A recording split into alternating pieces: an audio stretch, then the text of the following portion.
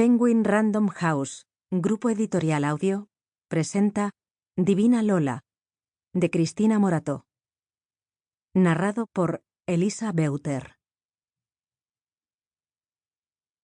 Lolita mía, el mundo te odia y te persigue, pero por mucho que se esfuercen tus enemigos para desunirnos, mi corazón se estrechará más cada vez con el tuyo. Cuanto más te odian, más amada eres y más firmemente adquieres lo que desearían quitarte. Jamás me separaré de ti.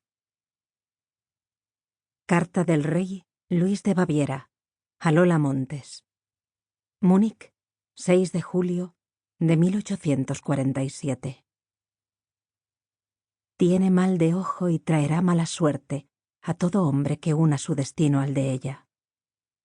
Alejandro Dumas, París, 1846. Si todo lo que se ha escrito sobre mí fuera cierto, merecería ser enterrada viva. Lola Montes, Autobiografía, 1858. 1. La pequeña salvaje. Habían pasado 13 años desde que se despidió de ella por última vez, y sin embargo, la noticia de su muerte le afectó profundamente. En todo ese tiempo, el rey Luis I de Baviera no había podido olvidar a su amada Lola Montes, la hermosa bailarina española que una soleada mañana de otoño irrumpió como un torbellino en su gabinete de palacio. ¿Cómo no recordar aquel 8 de octubre de 1846, cuando la vio elegantemente ataviada con un vestido negro de terciopelo que resaltaba su espléndida figura y la palidez de su piel? Se enamoró de ella al instante. Le cautivó su belleza, su fogosidad y su arrebatadora personalidad. Durante los meses siguientes se entregó a ella con una devoción enfermiza, sin importarle su pasado ni la mala fama que la precedían.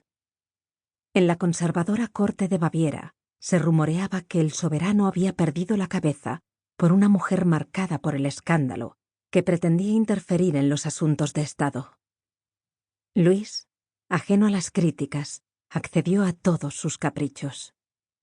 La colmaba de regalos, le concedió el título de condesa, le ofreció una generosa pensión y compró para ella una palaciega mansión donde la visitaba a diario. Ahora, ya anciano, recordaba con una sonrisa en los labios aquella época feliz en la que se sintió rejuvenecer. Aún se estremecía al rememorar las tardes en las que leían el Quijote frente a la chimenea y dejaban pasar las horas soñando con una vida juntos, lejos de la aburrida corte de Múnich.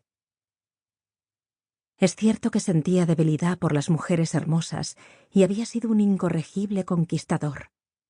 Pero Lola, tan distinta a las demás, fue su gran amor.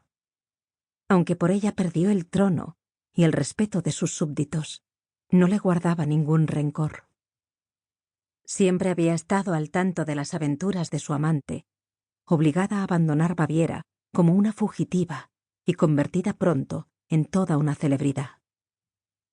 Su embajador en París le hacía llegar los recortes de prensa que hablaban de sus escándalos, sus amoríos y de los éxitos que cosechaba como actriz y bailarina en sus giras por Estados Unidos y Australia. Sin duda, Lola Montes había sido una mujer poco convencional. Podía ser amable, generosa, considerada y hasta dócil, pero también la más temeraria, violenta y salvaje.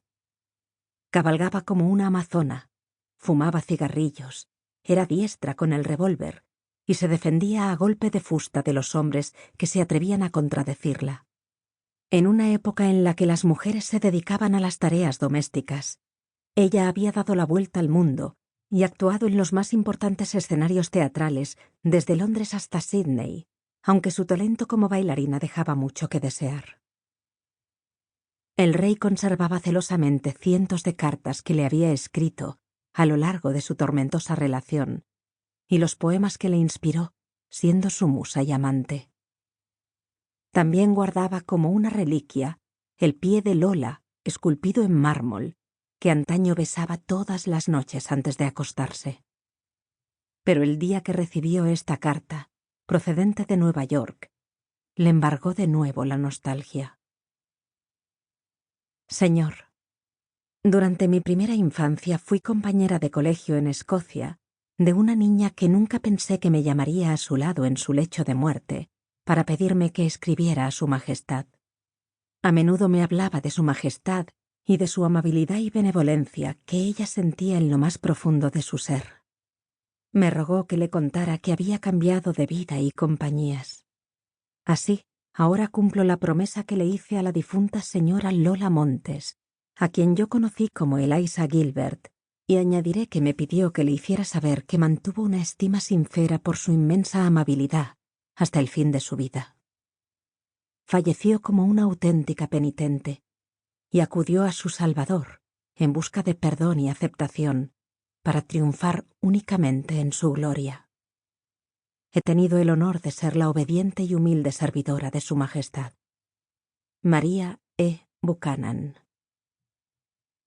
Luis se quedó un instante pensativo y los ojos se le humedecieron. Lolita mía, ¿alguna vez me amaste?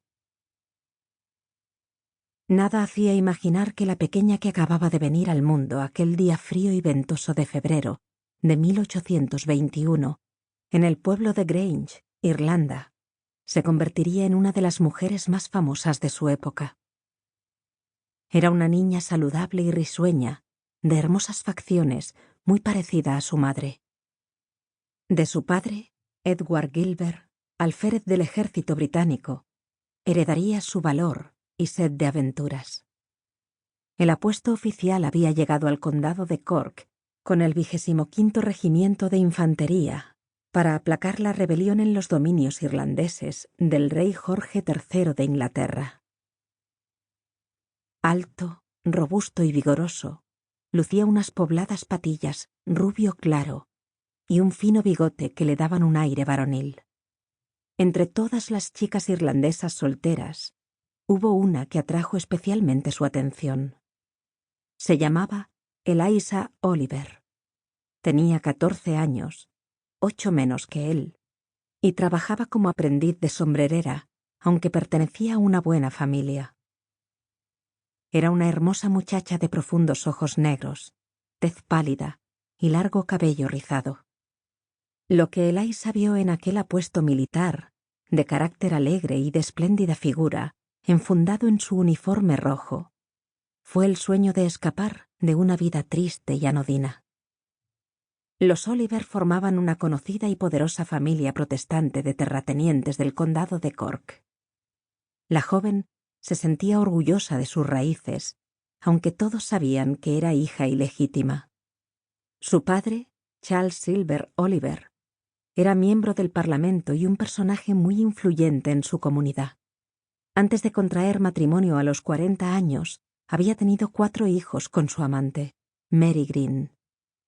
La pareja residía en Castle Oliver, una antigua y solariega mansión familiar situada en la campiña, al sur del condado de Limerick. Allí vino al mundo Eliza en 1805, el mismo año en que su padre tomó por esposa a una dama de la buena sociedad. Aunque de aquel matrimonio nacieron 7 herederos legítimos, el señor Oliver no abandonó a sus bastardos. Eliza, Mary y sus hermanos John y Thomas también llevaban el apellido de un padre que se preocupó de su manutención. Tras la muerte de su madre, los chicos entraron a trabajar como aprendices de tenderos y las 2 hermanas con la señora Hall, una sombrerera de Cork, que les enseñó el oficio. Cuando el distinguido señor Charles Oliver falleció de manera inesperada en 1817, les dejó como herencia la considerable suma de 500 libras a cada uno, que recibirían al cumplir los 21 años. En la primavera de 1820, el alférez Edward Gilbert y su bella prometida hacían planes para contraer matrimonio.